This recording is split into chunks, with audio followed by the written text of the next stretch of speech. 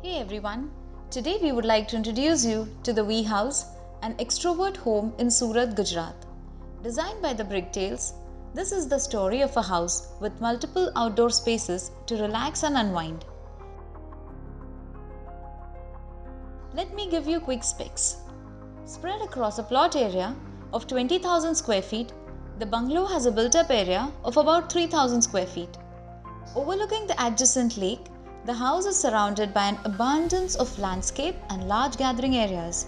The distinct element of the house is the V shape of columns over which the first floor cantilevers to form a veranda with unobstructed views of the vast rolling lawns. If you want to know more about this project story, click on the link mentioned in the description below. It will take you to our website buildofy.com where you can become a member and download a full PDF ebook including the detailed floor plans, section and elevation with drawings and dimensions. You can download 250 plus PDF ebooks of the houses pan-India. Our members also get to watch a full-length film where the architects walks us through the house in detail. Till then, I hope you enjoy this video.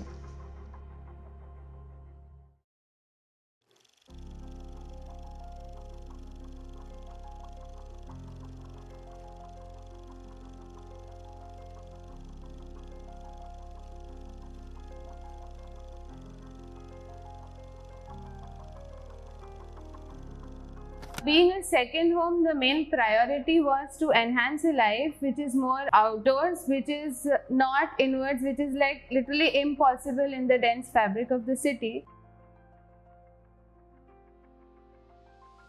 The house had to answer the needs of individual people coming here wanting to connect and unwind in nature. At the same time, it also had to cater to larger gatherings when they would like to have some events or functions or things like that.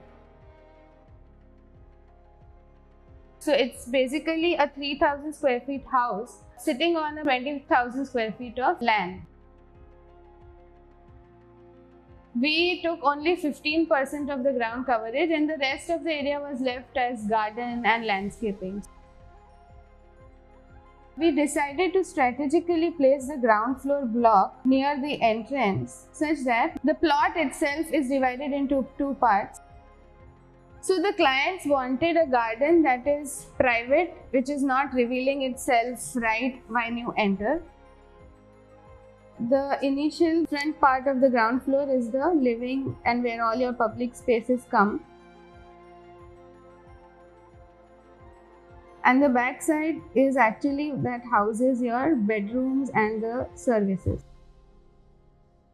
So this was basically how we placed this block on the ground floor such that the entire part on the left side could be used as gardening and the left side became the parking plot.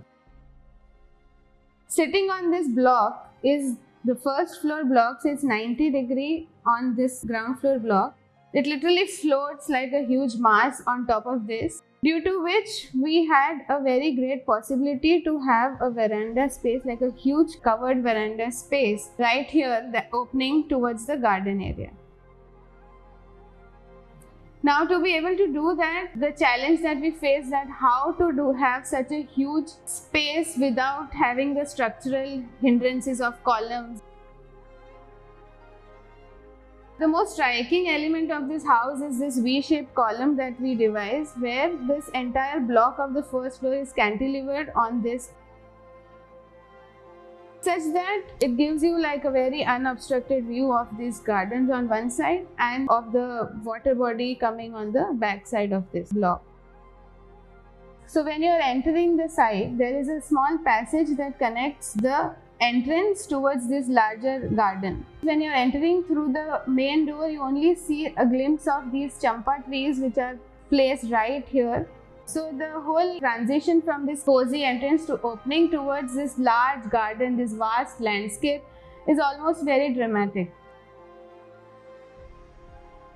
The expression of the contours was added to kind of give this a floating effect. So near the entrance facade, the vegetation and the landscaping is quite dense. If you notice the brick bond that we have used at the sill and at the lintel level, we have taken vertical bands of brick, which subtly makes a very interesting pattern at the sill and lintel of these small slit windows that we have provided on this facade. We also have these thin bands of Jaisalmer stone running at 2 levels and these vertical elements, which is again continued into a square pieces that connects throughout the facade in the window grille. So the whole idea was to use brick and Jaisalmer stone to form very interesting pattern on the facade.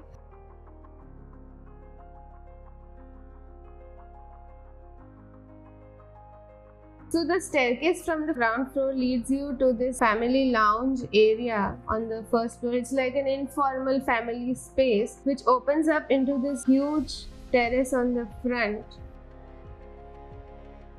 On both sides of this central lounge we have bedrooms. So there's one bedroom on the north and another bedroom here with the services behind. This bedroom, it opens up into this huge balcony area. We have this block in the center, which is the ground floor block, and on the top of it we have this huge cantilevered mass, a linear mass floating perpendicular. There is a very striking contrast in the way this facade, the right side of the building and versus the left side of the building is treated. This is supposed to be more confined, more cozy, more closed, does not reveal at one go. And the right side, we have this open huge terrace with this V-shaped columns coming here with the veranda space. We have used natural materials throughout the space. The facade is done in linear bricks. The proportion of the bricks is different than the regular bricks. The entire facade has bands of concrete running through, combining the two blocks. So wherever we have larger areas, bedrooms, living rooms, all of that spaces, we have used mirror polished Kota stone. To differentiate the spaces subtly, we have also used antique leather finished Kota, which is a mix of different shades.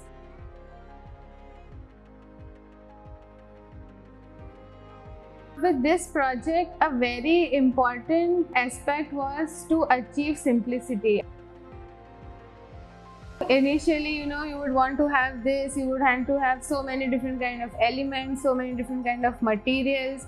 But eventually, we have figured that the simpler it is, the more meaning it is. So this project, I would define in one word, is stands out because of its simplicity in terms of material, in terms of form, in terms of the experiences one could have.